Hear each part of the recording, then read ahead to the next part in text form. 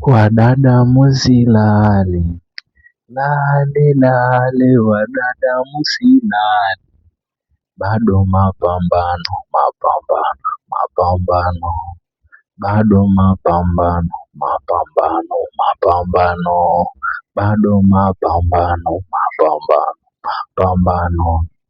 Mahali ambapo unapata ujumbe huu, ewe dada, naomba kukushauri. Unajua mambo mengi ambayo imekuwa ikiathiri ndoa, mahusiano, wengi wakija wakilaumu wanaume ni wabaya.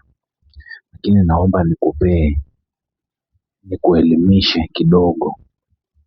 Ewe dada, usikae tu ukisubiri mwanaume akuja akuoe ndo maisha yako ibadilike. Mahali popote ulipo, jaribu kujibadilisha mwenyewe.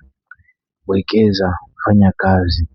Wakati ambapo utapatana na kipenzi chako, utakuwa uko na kitu ambacho wewe unaweza toa pia ama kuchangia katika hiyo familia ambayo unaingia ndani.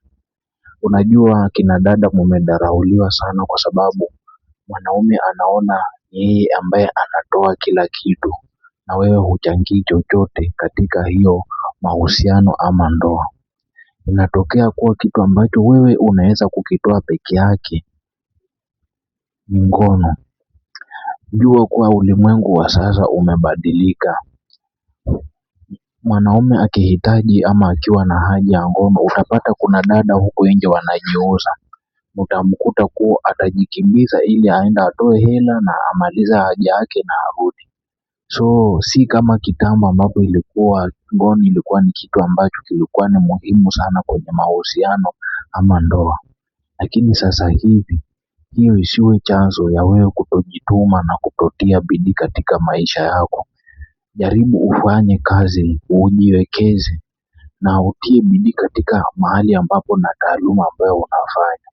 Kama ni kusoma, soma kwa bidii. Kama ni kufanya biashara, tia bidii. Kama ni kufanya kazi, jitume zaidi. Manake wakati ambapo utapatana na kipenzi na kipenda roho chako, huyo mwanaume hatakudharau. Manake hata akikudharau una mahali ambapo unaweza kimbilia. Lakini unapata wakina dada wengi mnakuwa mnashikwa na mawazo mengi baada ya kuachika katika ndoa ama katika mahusiano, kwa sababu kila kitu ulikuwa unamtegemea mwanaume. So siku ya leo nataka kukuhimiza ewe dada, jitume, usimtegemee mwanaume kukupea kila kitu. Ukimtegemea mwanaume kukupea kila kitu utaumia na utabaki kama umedhalilika katika maisha. Ushauri wangu ni huo na mimi nimeenda.